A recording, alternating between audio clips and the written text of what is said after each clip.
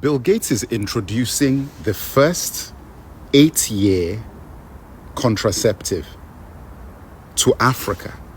Now, I want to ask you, what is Bill Gates' obsession with Africa? Why are you in Africa? You're a billionaire. In fact, of all the things that you've ever done for Africa, how many of these things have actually turned out well for us? What have you achieved with this bill, the Gates Foundation, all the billions that you've been throwing into Africa? Where's the money gone? What has it done for us? I want somebody to explain to me why this man is so obsessed with population control in Africa. Why don't you go and do this in America or in England or in any of these other European nations, in South America, in Asia? Why is it Africa that you want to curtail the population? Do you know, people, that Africa, 70%, I believe, something like that, of the African population, especially Black Africa, is under the age of 18?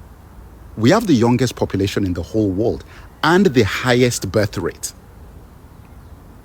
and the continent with the most resources and food to feed them if you went stealing it all.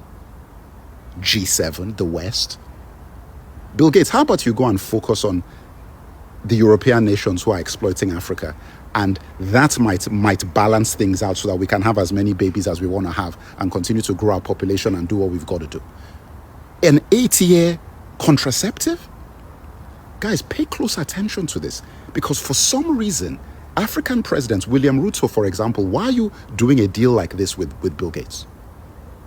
Did you ask the people if this is what we want? So the primary problem for Africa now is to control our population.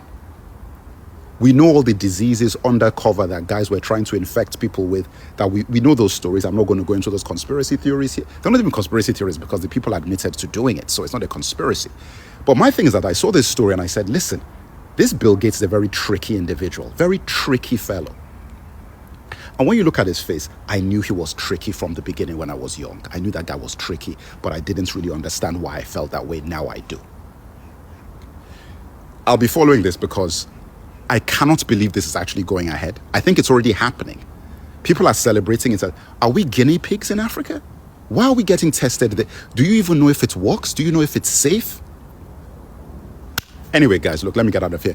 By the way, as I always say, type in the number 300 if you want to join the 300, which is my independent funding group. That is how I continue to provide information for Africa and the diaspora, all the educational and informational content that I produce.